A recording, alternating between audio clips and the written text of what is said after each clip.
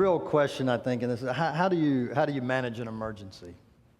How do you deal with the physical, the logistical, the financial, and the psychological trauma that visits a community when you have a natural disaster of this magnitude? And that really is the mission, I think, at bottom of the Emergency Management Agency and of our Jefferson County Emergency Management Agency. In the emergency management world, it's a big circle. You prepare, you respond, you recover, you mitigate, and then you start preparing again. And I'm going to talk more about each of those, but I want to talk for a second about specifically how that works here in Jefferson County. It's sort of a special challenge.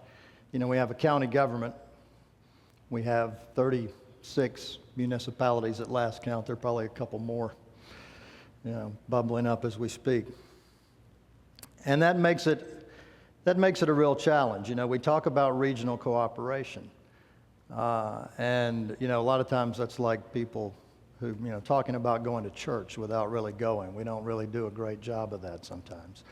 But if you want to see an example of how regional cooperation should work, then you should have the privilege of visiting the Jefferson County Emergency Operations Center during a full-scale emergency like this. If you do, you're going to see people who are employed by Jefferson County. You're going to see people who are employed by various municipalities, and I'm talking about public works people, fire and rescue, law enforcement, planning and engineering, GIS people, all working together to try to respond to an emergency in the best way possible. And not only these public sector employees, but also representatives of organizations like the Red Cross, Alabama Power, the Jefferson County Health Department, various nonprofits down to the Birmingham Humane Society.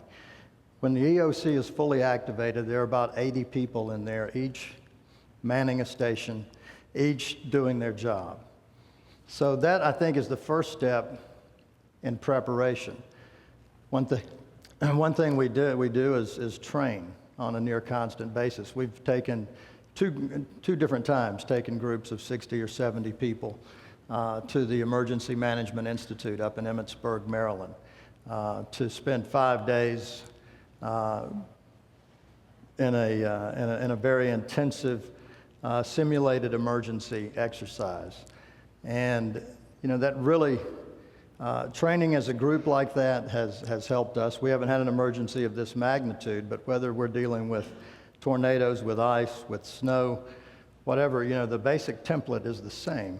And if each person in that room knows their job and does their job, then we're going to be effective in responding to any emergency that arises.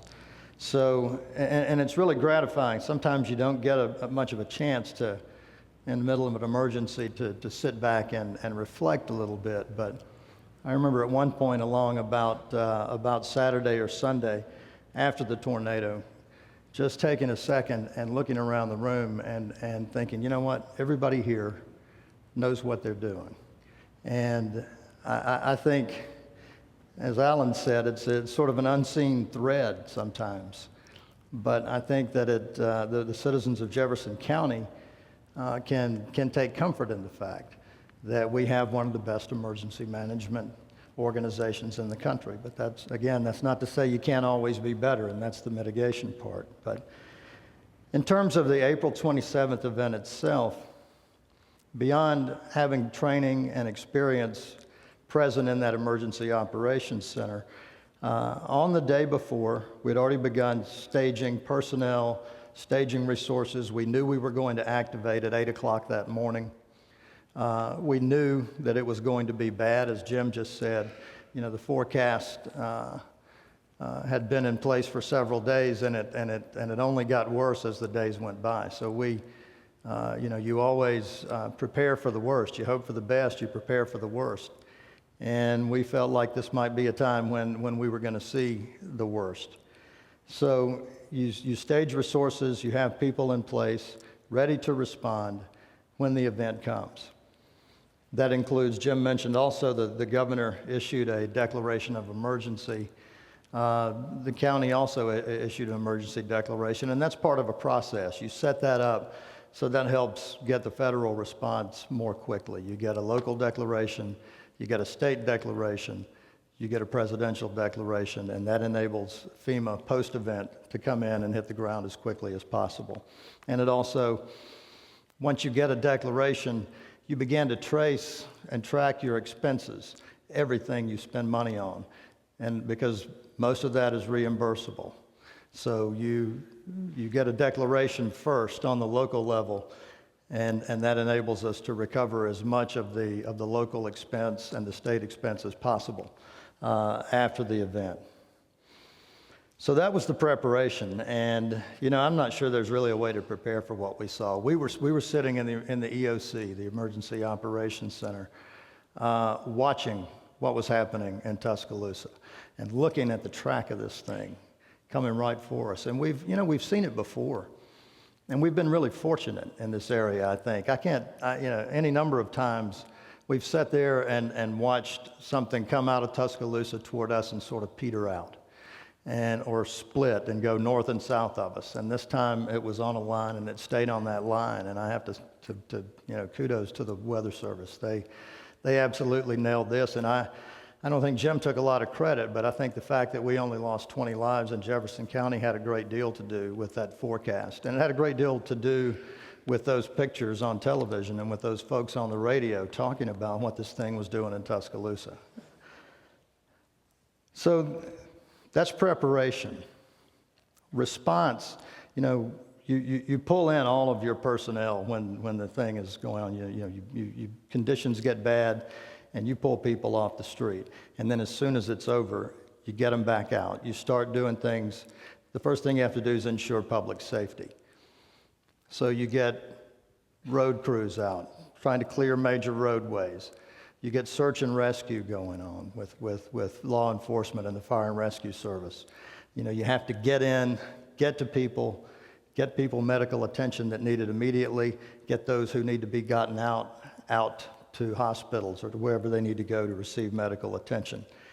So that is the first thing you do. And one of the things we did that night as well is evacuate. At one point, and this is just one example, we had shelters set up in conjunction with the Red Cross in the city of Birmingham, had a shelter at Boutwell Auditorium.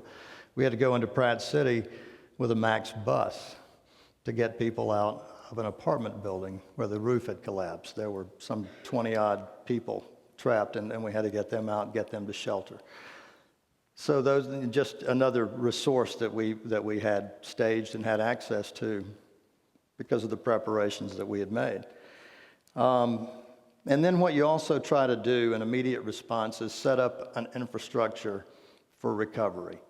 We set up 4 pods on the morning after the storm, and pods are points of distribution for basic supplies: ice, water, tarps, ready-to-eat meals. Those were set up in 4 locations directly in the affected areas the morning after the storm. Then the Red Cross, again in coordination with what we were doing, started setting up feeding stations. They have some mobile feeding units that, if they see 5 people standing on the side of the road, they can stop and feed these people. So there were 4 or 5 routes that these mobile units were following, in addition to the setup that we had in conjunction with the pods that we had established. The faith community, we immediately began to coordinate with them, and I can't say enough about what a resource they were, particularly in those affected communities. We wound up using several churches as points of distribution and later set them up as larger operations called community recovery centers, which is where FEMA operates, taking applications for assistance from individuals, for individuals and businesses. And, it really is, they are really skilled, and unfortunately through a lot of experience, I think, with helping to shelter people, to provide them food, to get supplies out into the community. And the other thing you do in response is you communicate. It's very important, I think, that people hear from elected officials in an emergency like this. People want to know what the government is doing, what their elected leaders are doing. And I think, from the top down, whether you're talking about President Obama or Governor Bentley, Mayor Bell, or our county commissioners or our state legislators, we were out in these affected areas and they were there. They were on top of this situation, and they were asking hard questions about how we get assistance to people. And, sometimes the squeaky wheel gets greased, and some of them were squeaking pretty loudly, and rightly so in some cases. And that's what you need. You need to know where the needs are, and that helps us respond to those needs. So once we move through the immediate response, then we're talking recovery. And that starts with an assessment of damage. And we've all seen and heard the reports of the damage. I was on Thursday afternoon, the day after the storm, I was with a CNN crew out in Pratt City. And we're walking through Pratt City, and the cameraman had mentioned earlier that he had been in Japan for 3 weeks after the tsunami, documenting the damage there. And Don Lemon, who's the weekend anchor at CNN, was part of the crew. And he turned to the cameraman and said, "Mark, how does this compare to Japan?" And the guy said, "This is worse." And that was a pretty sobering thought. But if you walk through that, and I know many of you volunteered, and it's a sight to behold. So another part of the recovery effort is relief. And I mentioned the disaster recovery centers that are set up in conjunction with FEMA, and that are also places where people can get food, supplies, and that's a big part of the effort. EMA rented a warehouse over on First Avenue South behind the old Mazers facility, and we wanted to try to set up a single source point for donations, and that we would then push out through these 4 centers that I've mentioned, plus 3 other centers that we set up at churches in the affected areas. And the warehouse is still operating, and expect it will be for some time longer, because we're still receiving a good many donations. The third part of this is debris removal. About 4 million cubic yards of debris, and that's just an estimate. It may go up from there. That's a lot, and it's what happens to all that stuff. Most of it is being landfilled. What can be recycled is being recycled. But I mean, you're talking about everything from electronics, computers, TVs, DVD players, large appliances, refrigerators, dishwashers, hazardous waste, oil, batteries, pesticides, cleaning supplies, vegetative debris, trees, branches, logs, leaves, construction materials, drywall, lumber, carpet, plumbing, and then just plain household garbage. All of this is being collected and separated along these categories and then disposed of accordingly. But that's a big job, and it's gonna take a long time. And speaking of taking a long time, there are a lot of long-term issues that come out of this. Just the sheer number of people who are displaced. And they're still going to be displaced a month, 2 months, 3 months from now. What are we going to do 3 months from now, for instance, with children who it's time to go back to school, and they're staying 20 miles from their school? A lot of people are still going to be displaced in a few months. How do we rebuild these communities in a way that retains and enhances the character of what they were? Because some of them are just gone. How do you rebuild, and how do you do that in a sustainable way? Which brings us, I think, to the mitigation part. Mitigation meaning we go back, we review and critique our own performance. And I think there are some things that certainly need to be critiqued. One of the things I think we learned in this in EMA is that we need to have a better social media acumen. social media played a huge role in getting out information, and in some cases helping to mitigate against misinformation that was out there. I don't think you can say enough about some of the bloggers who were helping to push information out about what we were doing, about what was going on the ground in these communities. And we need to do a better job, I think, at EMA of incorporating that into our general plan. So that's one thing that's going to come out of this mitigation process. Jim mentioned another, so the idea of something like community shelters. Does that make sense it might make a lot of sense in a rural area. Does it make sense in urban areas? I think that is open to question, but I think it's a question that needs to be asked. There are a lot of those questions that need to be asked. So what happens next time? And I think my hope is that what happens next time is a lot like what happened this time in terms of the community response. It was really something to go out into these affected areas and see, there are a lot of people in Jefferson County who couldn't have found Pratt City on a map. They don't know where Concord is. And yet you go out within 1 or 2 days after this storm, and there they are. There are people out there volunteering. There were, I think, 12,000 volunteers. That's tremendous. And it's something that this community should take a lot of pride in. And the way that this community has come together and still stay together. We're here 3 weeks later, and you turn on talk radio, and people are still talking about the storm. You go out there, and I'm not hearing a lot of Republicans or a lot of Democrats, and I'm not hearing a lot of black people and a lot of white people.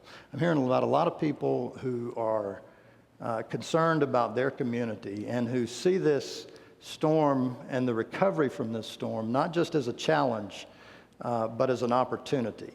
If we can sustain this community spirit, and if we can put it to work on other issues that we have in front of us, and those are many, we know that. This is a great place to live, but we're not a great city yet. We're not a great community.